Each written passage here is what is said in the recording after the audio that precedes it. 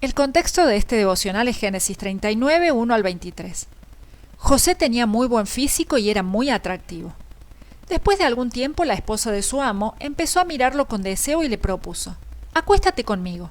Pero José no quiso saber nada, sino que contestó: «Mire, señora, mi amo ya no tiene que preocuparse de nada en la casa, porque todo me lo ha confiado a mí. En esta casa no hay nadie más importante que yo. Mi patrón no me ha negado nada, excepto usted, que es su esposa. ¿Cómo podría yo cometer tal maldad y pecar así contra Dios?». Y por más que ella lo acosaba día tras día para que se acostara con ella y le hiciera compañía, José se mantuvo firme en su rechazo. Génesis 39, 6 al 10. Potifar había confiado el funcionamiento de su casa a José, y él había quedado a cargo de todo. Mientras él estaba ocupado con su trabajo, la esposa de Potifar, a su manera, también estaba ocupada, pero en cosas muy diferentes. José era un hombre muy atractivo, y eso hizo que la mujer de su amo se fijara especialmente en él. El trabajo de este esclavo hebreo era tan excelente que Potifar había colocado toda su confianza en él, porque sabía que con José a cargo ya no tenía que preocuparse por nada. Potifar también era un importante funcionario dentro del gobierno del faraón, y seguramente tenía muchas obligaciones. Tal vez ambos factores hicieron que este hombre pasara demasiado tiempo fuera de casa, y esto facilitó el hecho de que su esposa intentara seducir a José una y otra vez. Ella era una mujer astuta, que no estaba dispuesta a recibir un no como respuesta. Por ese motivo, persistió en su empeño una y otra vez. El relato bíblico dice que ella acosaba a José día tras día para que se acostara con ella. No obstante, desde el principio, la respuesta de José fue una negativa clara y contundente. Es muy probable que él resistiera la tentación durante mucho tiempo, incluso años. Para José, esta fue una presión constante. No obstante, no cedió. Sin lugar a dudas, la tentación de José fue muy fuerte. A veces, nosotros también pasamos por grandes tentaciones.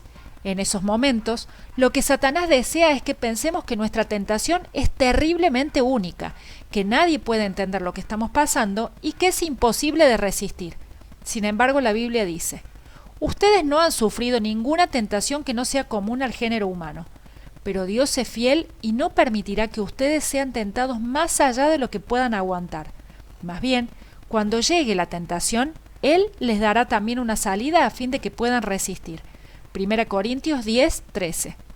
Por lo tanto, no creas las mentiras de Satanás.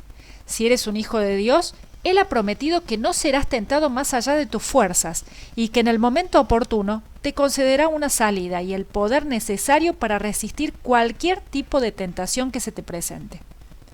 José dio a esta mujer varias razones de su negativa. En primer lugar, trató de que ella entendiera que no podía defraudar la confianza que su amo había colocado en él al nombrarlo mayordomo de toda su casa. En segundo lugar, le hizo ver su responsabilidad. Él era el esclavo con mayor autoridad en aquella casa, por lo tanto se esperaba que tuviera una conducta ejemplar. En tercer lugar, dejó en claro que respetaría el hecho de que ella no era su esposa y por lo tanto no le estaba permitido tocarla. El relato dice que José se negó a hacer lo que esta mujer le pedía. A veces se reduce solo eso, negarse a pecar, decir no al pecado, incluso cuando tenemos ganas de decir que sí. Como cristiano, debes darte cuenta de que eres mucho más que tus deseos e impulsos sexuales. José entendió que la esclavitud era una calamidad pequeña comparada con lo que le hubiese ocurrido si se hubiera dejado esclavizar por sus pasiones. Tú debes entender lo mismo. No te dejes seducir y esclavizar por los deseos de tu cuerpo, porque si lo haces, sin dudas perderás mucho más de lo que imaginas. Obviamente, las tres razones que José dio a aquella mujer pusieron en evidencia su carácter y mostraron con claridad que él era un hombre responsable, fiel y honesto. Sin embargo, José dio un motivo más, quizás el más importante, por el que no tocaría a aquella mujer. José le dijo: «¿Cómo podría yo cometer semejante maldad? Sería un gran pecado contra Dios». Él dejó en claro que si la obligación que tenía hacia Potifar era muy grande, la que tenía con Dios era mucho mayor todavía. Él no estaba dispuesto a hacer nada que pudiera ofender al Señor. Muchas veces cometemos el error de llamar al pecado por otros nombres menos ofensivos. De ese modo, la hostilidad y el mal temperamento son una manera de autoexpresión. El orgullo se convierte en autoestima. La gula es buena vida, la codicia es tratar de salir adelante, la perversión e inmoralidad son solo estilos de vida alternativos, y el adulterio es simplemente un grito de ayuda de alguien que tiene un mal matrimonio. Sin embargo, José fue muy específico y no utilizó eufemismos. Él llamó al acto que esta mujer estaba proponiendo por su nombre correcto: maldad y pecado. Probablemente la propuesta de esta mujer era bastante segura. Con Potifar tanto tiempo fuera de casa, había pocas probabilidades de ser atrapado. Sin embargo, más que ser atrapado, a José le preocupaba que aunque él lo hiciera en secreto, igualmente estaría delante de los ojos de Dios. Por lo tanto, se cuidó más de no deshonrar a Dios que de no ser atrapado por ojos humanos. Charles Spurgeon dice: «Cuando consideré a Dios como un tirano, pensé que pecar era poco. Pero cuando entendí que en realidad Él es mi Padre, me lamenté profundamente. Cuando pensé que Dios era difícil, me resultó fácil pecar. Pero cuando supe que Dios es tan bueno y está tan lleno de compasión, me golpeé en el pecho al entender que me había rebelado contra aquel que me ama tanto y que solo busca mi bien». José mostró una fidelidad notable, pero no solo hacia Potifar, sino también y sobre todo hacia Dios.